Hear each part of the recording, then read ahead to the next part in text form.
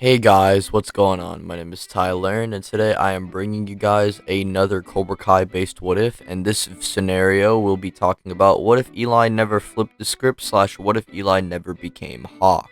Now, with that being said, ladies and gentlemen, we actually do have a lot to cover, as this what if literally covers from the start of season 1, or one of the early episodes of season 1. I hope you guys do enjoy the video, and if you do enjoy the video, be sure to leave a like and subscribe if you are new or a Cobra Kai fan in general, as I do a lot of Cobra Kai based videos. Also, if you want to recommend me a video you would like me to do in the nearby future, be sure to comment a suggestion and I'll get onto it. Now, with that being said, let's dive into the video, and we do have a lot to cover once again, so yeah, let's go guys. Hope you guys enjoy. Hey, collecting rings like I'm Sonic. Bitches wanna party. Virus getting heavy, so I got 'em on a diet, yeah. Flex like I'm Hogan. Yo, he's coming over. Yeah, we respect. Now, for this scenario to work, instead of deciding to flip the script or really become the Go Hawk is known today, the timeline suddenly changes as Eli, instead of going back to Cobra Kai, decides that he'd rather want to learn karate a different way, or just not right now is a good time to learn it. This leads into the next day at school, where he would come across Dimitri and make sure he's alright, and they would just be talking about how that Cobra Kai thing was pretty brutal, as he would then bump into a girl at school and her books fly off everywhere. Eli quickly turns and tries to help her, also apologizes, trying to inform the person that he meant no harm, and as he quickly turns around to go and give the books to the girl that he bumped into, the girl would then say face to face that it's alright. The girl happens to be Moon, who Hawk, or rather Eli in this timeline, does like. Now, instead of Hawk being, the confident guy that we all know and love, since Hawk isn't really here to embody that confidence, Eli here is going to be the exact opposite and more close to himself, kind of like Dimitri, but a lot more shy, I believe.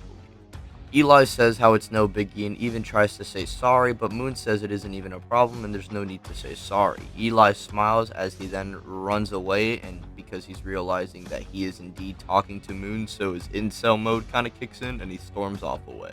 Moon sees him run off and chuckles to herself. Yasmin would then approach Moon, who questions why is she even talking to that freak, and Moon says how he isn't so bad. Now, after this point, I genuinely don't really know what to do for Eli since Hawk isn't here. Now, for Season 1 standards, Eli slash Hawk is not really important to the plot, so really the main story stuff is still being built up. The All Valley's being set up, and the drama between the LaRussos and Johnny Lawrence and his student Miguel Diaz is still being formed. Eli's going to be more of a background character than he's ever been in Season 1, and really the only significant changes that I can see here are he and Moon's relationship, which I'm going to be getting into in a second. Now, I do think a way for Eli to kind of be a little bit motivated is kind of have Miguel be what Hawk was to Dimitri in Season 1, be that guy to basically snap him out of it, be that guy to motivate him. Miguel is a friend of Eli's, so, I think this can be easily applied to him. Instead of being Hawk and having a problem of having overconfidence, this time Eli now has a new problem of lacking confidence, and this would lead into him seeing Moon and him contemplating of approaching her until he sees her wave. Dimitri tries to talk him out of it, but Eli says how he's just got to get in there. His whole life he's just not really been confident, and she was the first person who hasn't completely freaked out by Eli or even talked to him in the first place. And so Eli goes on to approach Moon, which leads into Dimitri carrying this motivation and trying to talk to Yasmin, which still goes the same. Meanwhile, Eli and Moon would just be talking and kind of hitting it off, but since Eli really has nothing to flex and his confidence isn't what's really getting Moon struck by him, this would lead into Moon kind of filling a similar role of Tori to Miguel in their relationship. Eli isn't the dominant personality here or the dominant person, more so Moon in this timeline. I know that sounds a lot weirder in retrospect, but just let me put it in simpler terms. Eli isn't Hawk, so now there has to be a different way for these two to get together. And Eli and Moon can talk for a bit, but we are clearly seeing other dudes trying to get Moon's attention, or Yasmin even calling her, but laughing when she's seeing Eli, which would give Eli an indication that he shouldn't be here, and he says to Moon that he's sorry for being, not what she expected. But as he tries to go away, Moon pulls him back in and says that's the reason why she's even giving him a chance anyway. Eli's confused by this, but Moon cuts him off, saying how he's not a weirdo or really anything like that, just different. And so what if he wants to use the word weird? She's kind of like that to herself. We see this in Moon's character, where she's kind of like a spiritual type person and believes in weird stuff like chakras, auras, stuff like that. So even Moon herself is kind of weird, similar to in Eli's case, although to a much lesser extent because, believing in chakras and aura stuff isn't even comprehensible to having a scar on your lip that everyone bullies, but that's not the point. Point is, she's still weird. Moon is trying to make Eli understand that being weird slash different is okay because she herself is like that as well. Eli at that point would start getting a little bit more comfortable and he would say, well, if she's weird, he doesn't mind being weird himself. Eli got gay! That's why he's the GOAT! The GOAT! Anyways, after this point, Yasmin would still try and get Moon out of the party, but Moon would already clarify that she's already apologized to Aisha and she's not leaving the party, and this leading to Aisha still bullying Yasmin, and really everything during the party is still the same as in canon, which means Miguel still gets drunk and Sam would still, get accidentally hit, and she would say, "My dad was right about Cobra Kai." Alright, but in all seriousness, the All Valley would still take place as per normal, and Johnny would still teach his kids no mercy, but obviously Hawk is not included in this.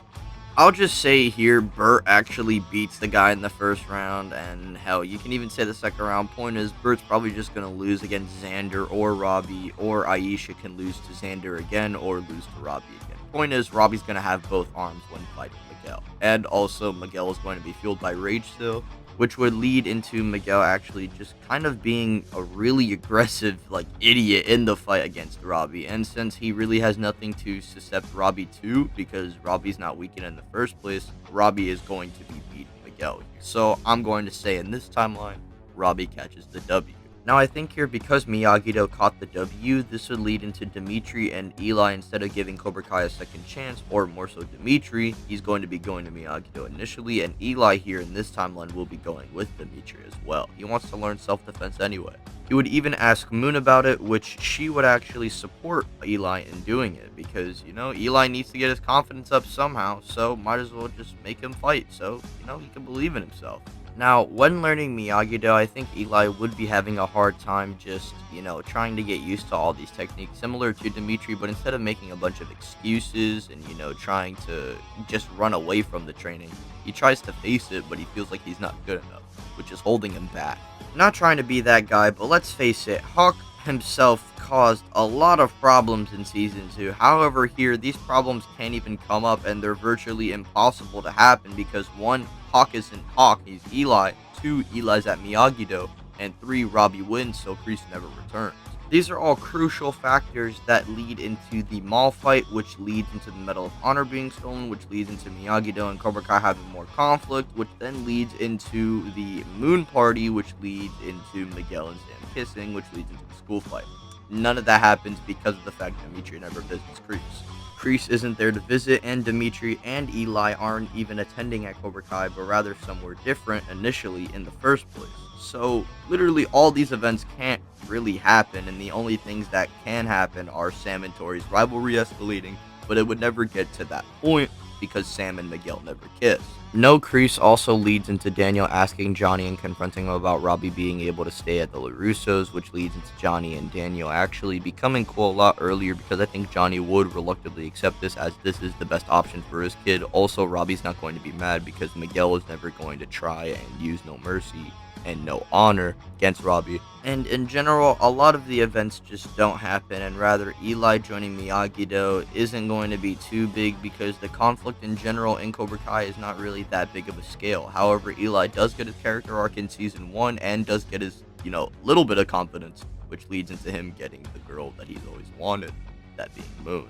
However, I do think a perfect way to kind of conclude, I guess, Dimitri and Eli's arc, since Hawk isn't evil, this means Dimitri's arc can also close. Maybe these two can actually confront Kyler and his gang again and actually beat them up. Them beating up the bullies that were beating them up is the perfect conclusion to their arc, and it's going to be a similar way to how Miguel concluded his arc in Season 1. My name is Tyler, and this is where we are going to be wrapping up today's What If. If you guys did enjoy this video, be sure to leave a like and subscribe if you are new to the channel, as that is greatly appreciated, and hit the bell icon. That way you are notified and updated every time I upload, as YouTube notifications don't even work half the time. So hit that bell icon, guys. And also, be sure to share with your friends, share with your grandma, and follow me on Twitter. That will be linked in the description. My name is Tyler, and thank you guys once again for watching. Peace out. Have a nice rest of the day.